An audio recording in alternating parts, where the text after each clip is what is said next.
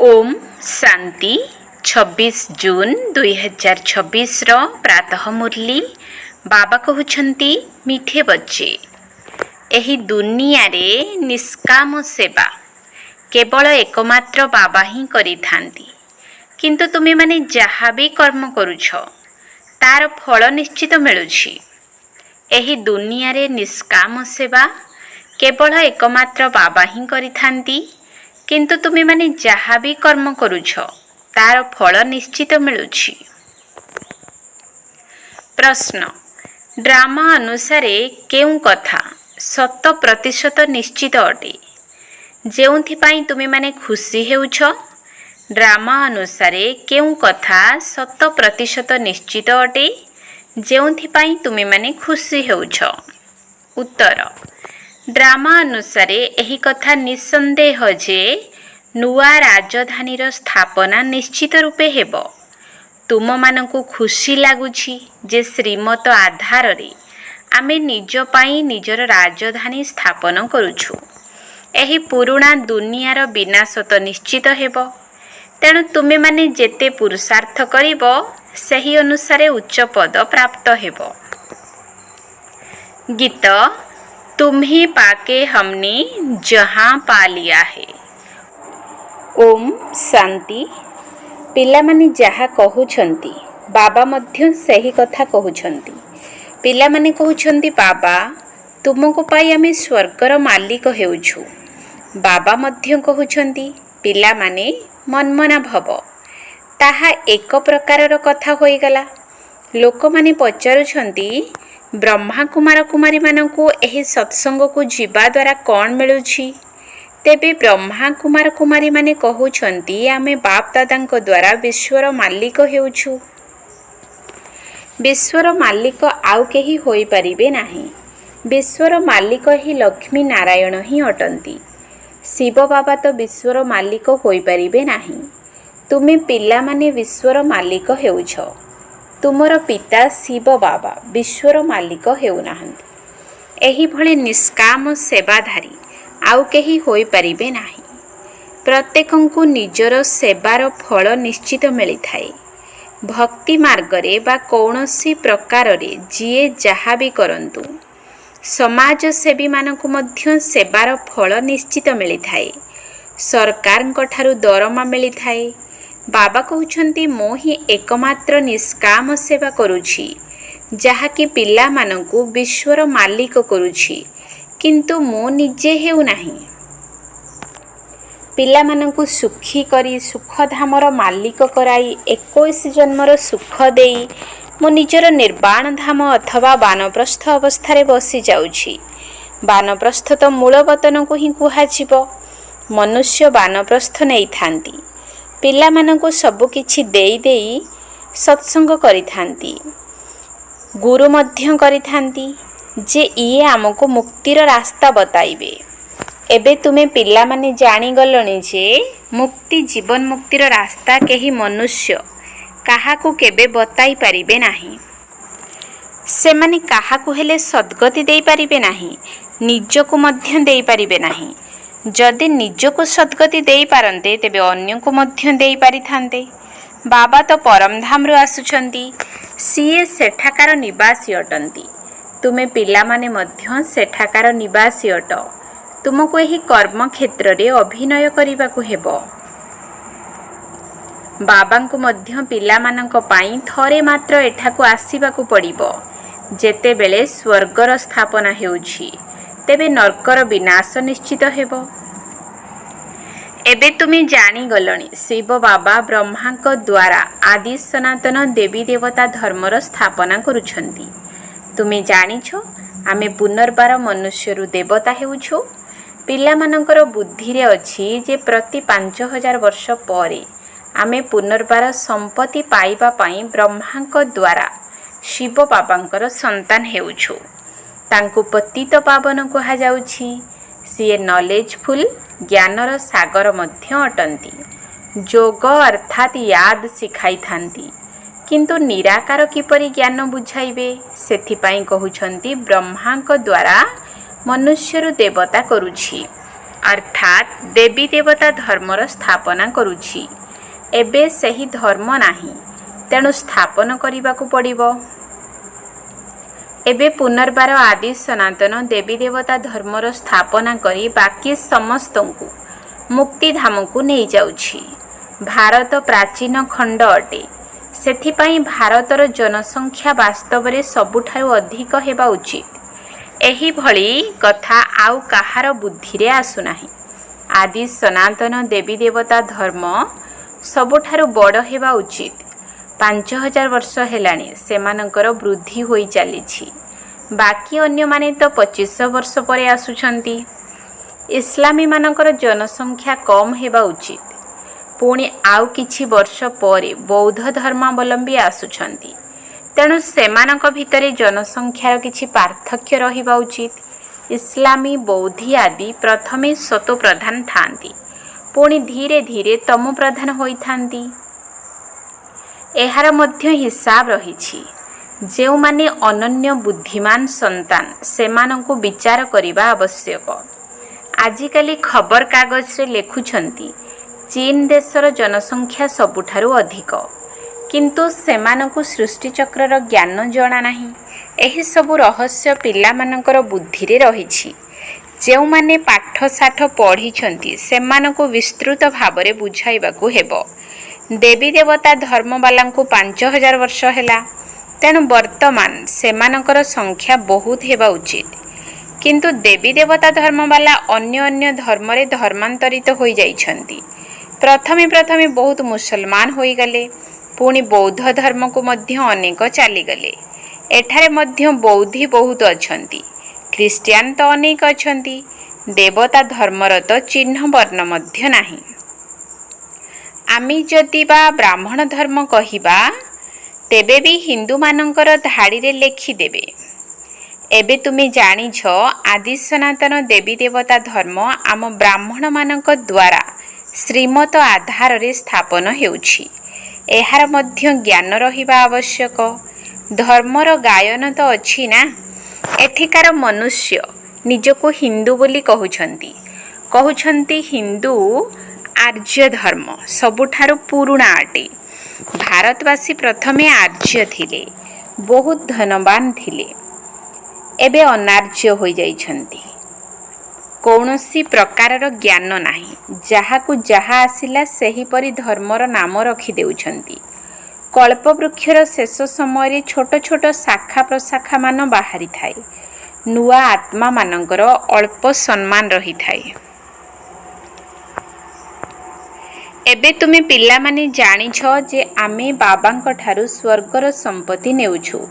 तेबे एही भली संपत्ति देउथिबा बाबांकु केते मने पकाइबा उचित।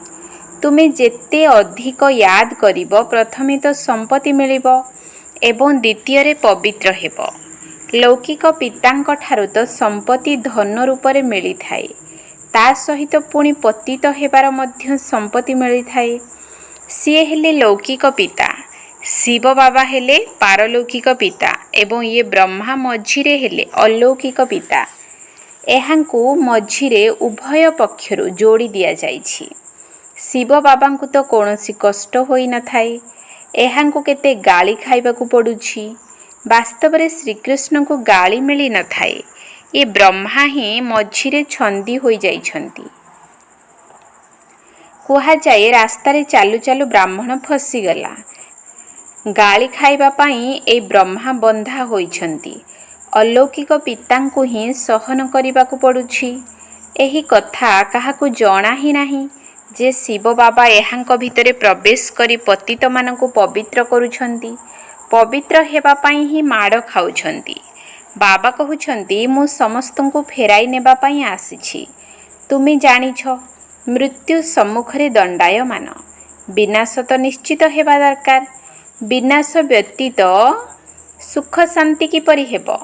जेतेबेले कौनसी लड़े आदि लागि थाए तेबे मनुष्य यज्ञ आदि रचना करिथांती। लड़े बंद होई जाऊ। तुमे ब्राह्मण कुल भूषण पिला माने जानिछ विनाश तो निश्चित हेबो। नचेते स्वर्गर फाटक किपरि खोलिबो। समस्ते स्वर्ग को तो आसीबे नाही। जेउ माने पुरुषार्थ करिबे ସେହିମାନେ ହିଁ ଯିବେ, ବାକି ସମସ୍ତେ ମୁକ୍ତିଧାମକୁ ଚାଲିଯିବେ। ଏହି କଥା କାହାକୁ ବି ଜଣା ନଥିବା କାରଣରୁ କେତେ ଡରୁଛନ୍ତି, ଶାନ୍ତି ପାଇବା ପାଇଁ କେତେ ଧକ୍କା ଖାଉଛନ୍ତି, ଶାନ୍ତି ସମ୍ମିଳନୀ ଆଦି କରୁଛନ୍ତି। କେବଳ ତୁମେ ବ୍ରାହ୍ମଣମାନେ ହିଁ ଜାଣିଛ ଯେ ସୁଖଧାମ ଏବଂ ଶାନ୍ତିଧାମର କିପରି ସ୍ଥାପନା ହେଉଛି। ବିନାଶ ନ ହେଲେ ସ୍ଥାପନା ହୋଇପାରିବ ନାହିଁ। ତୁମେ ଏବେ ତ୍ରିକାଳଦର୍ଶୀ ହୋଇଛ, ତୁମକୁ ଜ୍ଞାନର ତୃତୀୟ ନେତ୍ର ମିଳିଛି। ସେମାନେ ତ କହୁଛନ୍ତି ଶାନ୍ତି କିପରି ସ୍ଥାପନ ହେବ, ଅର୍ଥାତ୍ କେହି ଲଢ଼େଇ ନ କରନ୍ତୁ। ସମସ୍ତେ କହୁଛନ୍ତି ୱାନନେସ୍ ଅର୍ଥାତ୍ ଏକତା ହେଉ। ଯଦି ଏକମାତ୍ର ବାବାଙ୍କର ମତ ଗ୍ରହଣ କରିବେ ଯେ ଆମେ ସବୁ ଜଣେ ପିତାଙ୍କର ସନ୍ତାନ ଭାଇ ଭାଇ ଅଟୁ, ତେବେ ଏକତା ହୋଇଯିବ। ଯଦି ଜଣେ ପିତାଙ୍କର ସନ୍ତାନ, ତେବେ ପରସ୍ପର ଭିତରେ ଲଢ଼େଇ କରିବା ଉଚିତ ନୁହେଁ। ଏହିଭଳି ତ ସତ୍ୟଯୁଗରେ ହିଁ ଥିଲା। ସେଠାରେ କେହି ବି ପରସ୍ପର ମଧ୍ୟରେ ଲଢ଼େଇ କରନ୍ତି ନାହିଁ। ତାହା ତ ହେଲା ସତ୍ୟଯୁଗର କଥା। ଏଠାରେ ତ କଳିଯୁଗ ଅଛି। ସତ୍ୟଯୁଗରେ ନିଶ୍ଚିତ ଭାବରେ ଦେବତାମାନେ ଥିଲେ। ଅନ୍ୟ ସବୁ ଆତ୍ମାମାନେ କେଉଁଠାରେ ଥିଲେ ଜଣାପଡ଼ି ନଥାଏ। ତୁମେମାନେ ଏବେ ବୁଝିଛ, ସତ୍ୟଯୁଗରେ ହିଁ ଏକ ରାଜ୍ୟ ଥିଲା। ସେଠାରେ ସୁଖ ଶାନ୍ତି ସବୁ କିଛି ଥିଲା। ଏହି ସବୁ କଥା ପୁରୁଷାର୍ଥର କ୍ରମ ଅନୁସାରେ ତୁମମାନଙ୍କ ବୁଦ୍ଧିରେ ଅଛି। ତୁମେ ଜାଣୁଛ, ନିଶ୍ଚିତ ଭାବରେ ଆମେ ସତ୍ୟଯୁଗରେ ରାଜତ୍ୱ କରୁଥିଲେ। ବହୁତ ସୁଖ ଥିଲା, ଅଦ୍ୱୈତ ଧର୍ମ ଥିଲା। ଏହି ଜ୍ଞାନ ଆଉ କାହା ପାଖରେ ନାହିଁ। ଏହି ସମୟରେ ତୁମେମାନେ ଜ୍ଞାନବାନ ହେଉଛ। ବାବା ତୁମକୁ ନିଜ ସମାନ କରୁଛନ୍ତି। ବାବାଙ୍କର ଯେଉଁ ସବୁ ମହିମା ରହିଛି, ସେହିଭଳି ତୁମକୁ ହେବାର ଅଛି। କେବଳ ଦିବ୍ୟ ଦୃଷ୍ଟିର ଚାବି ବାବାଙ୍କ ପାଖରେ ରହୁଛି। ବାବା ଶୁଣାଇଛନ୍ତି, ଭକ୍ତି ମାର୍ଗରେ ମୋତେ କାମ କରିବାକୁ ପଡ଼ୁଛି। ଯିଏ ଯାହାକୁ ପୂଜା କରୁଛନ୍ତି, ମୁଁ ତାଙ୍କର ମନୋକାମନା ପୂରଣ କରୁଛି। ଏଠାରେ ମଧ୍ୟ ଦିବ୍ୟ ଦୃଷ୍ଟିର ଅଭିନୟ ରହୁଛି। କହୁଛନ୍ତି ନା, ଅର୍ଜୁନ ବିନାଶର ସାକ୍ଷାତକାର କରିଥିଲେ, ବିନାଶ ମଧ୍ୟ ନିଶ୍ଚିତ ହେବ। ବିଷ୍ଣୁପୁରୀ ମଧ୍ୟ ନିଶ୍ଚିତ ସ୍ଥାପନ ହେବ। ବାବା କଳ୍ପ ପୂର୍ବରୁ ଯେପରି ବୁଝାଇଥିଲେ, ସେହିପରି ଏବେ ବୁଝାଉଛନ୍ତି। ବାବା ଆମକୁ ମନୁଷ୍ୟରୁ ଦେବତା କରୁଛନ୍ତି। ଯେତେବେଳେ ତୁମେ ଦେବତା ହୋଇଯିବ, ସେତେବେଳେ ଆସୁରୀ ସୃଷ୍ଟିର ବିନାଶ ନିଶ୍ଚିତ ହେବ। ଚାରିଆଡ଼େ ହାହାକାର ବ୍ୟାପିଯିବ। ବୁଦ୍ଧି ଦ୍ୱାରା ଜାଣିପାରୁଛ ଯେ ପ୍ରାକୃତିକ ଦୁର୍ବିପାକ ଆସିବାର ଅଛି। ମୂଷଳଧାର ବର୍ଷା ମଧ୍ୟ ହେବାର ଅଛି। ସମସ୍ତଙ୍କର ବିନାଶ ହେବା ପରେ ସତ୍ୟଯୁଗର ସ୍ଥାପନା ହେବ। ପାଞ୍ଚ ତତ୍ତ୍ୱକୁ ମଧ୍ୟ ସାର ମିଳିଯିବ। ଏହି ଧରଣୀ ମାଆକୁ ଦେଖ, କେତେ ଜୀବସାର ମିଳିଯାଉଛି। ବାବା କହୁଛନ୍ତି, ଏହି ରୁଦ୍ର ଜ୍ଞାନ ଯଜ୍ଞରେ ଏସବୁ ସ୍ୱାହା ହୋଇଯିବ। ଭକ୍ତି ମାର୍ଗରେ ଦେଖ, ରୁଦ୍ର ଯଜ୍ଞ କିପରି ରଚନା କରୁଛନ୍ତି।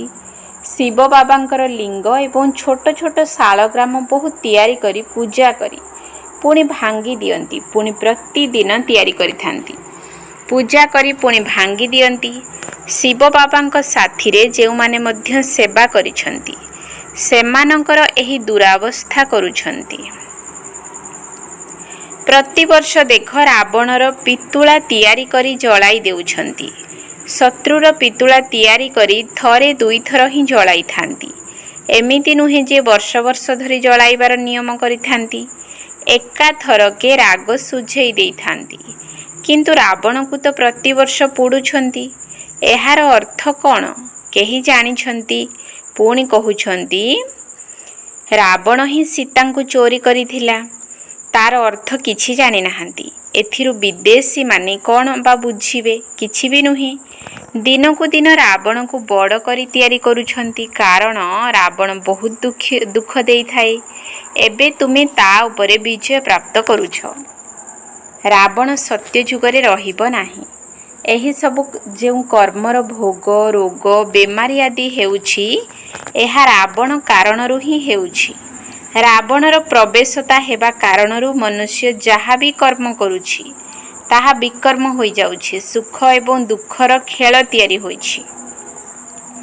ଏହି ଇତିହାସ ଭୂଗୋଳର ଜ୍ଞାନ କାହାକୁ ବି ଜଣା ନାହିଁ। ଲକ୍ଷ୍ମୀ ନାରାୟଣଙ୍କୁ ଏହି ରାଜ୍ୟ କିପରି ମିଳିଲା, एकथा काहाकु हेले भी जଣା ନାହିଁ। तुमे छोट छोट पिला माने बुझाउछ।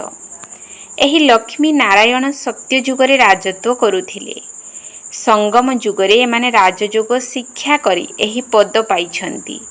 बिरला मंदिरर मालिकंकु मध्य छोट छोट कन्या माने जाई बुझाइबा दरकार जे लक्ष्मी नारायण एही राज्य किपरि पाइले। एबे तो कली जुग अछि, एहाकु सत्य जुग कुहाजिब नाही। राजत्व तो एबे काहार नाही।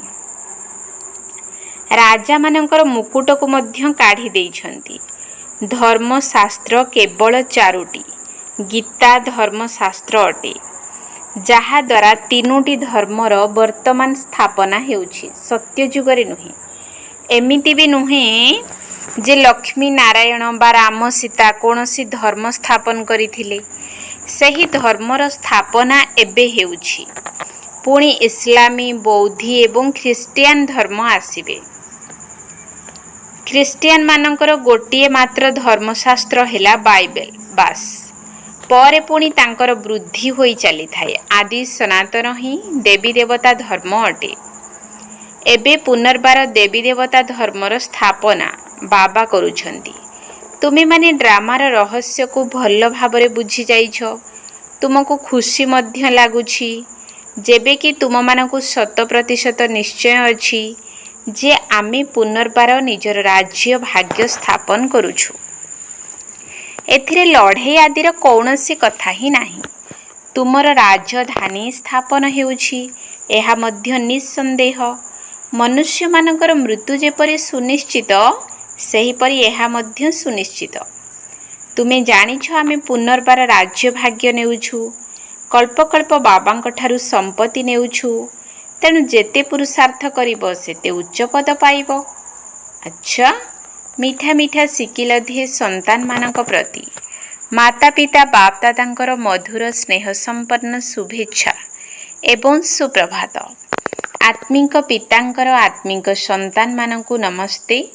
आत्मिक संतान मानकर आत्मिक बाप दादांकु नमस्ते नमस्ते नमस्ते। सुप्रभात। धारणा पाई मुख्य सार 1 नंबर पॉइंट। बाबांकर जेउ सबु महिमा रहिछि सेगुडी को निज मध्यरे धारण करिबाकू हेबो। बाबांक समान महिमा योग्य हेबाकू पड़िबो। पारलौकिक पितांक ठारु पवित्रता रूपक संपत्ति नेबाकू हेबो। पवित्र हेबा द्वारा ही स्वर्गर संपत्ति मिली पारिबो। बाबांकर जेउ सबु महिमा रहिछि सेगुडी को निज मध्यरे धारण करिबाकू हेबो। बाबांक समान महिमा योग्य हेबाकू पड़िबो। पारलौकिक पितांक ठारु पवित्रता रूपक संपत्ति नेबाकू हेबो। पवित्र हेबा द्वारा ही स्वर्गर संपत्ति मिली पारिबो। 2 नंबर पॉइंट।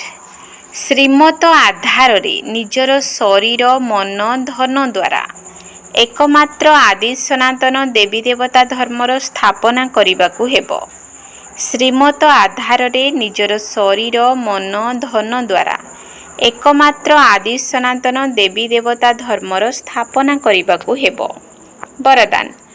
पुरुणा संस्कार रूपी अस्थि गुड़ी को संपूर्ण स्थितिर सागर रे समाहित करुथिबा समान एवं संपूर्ण भव।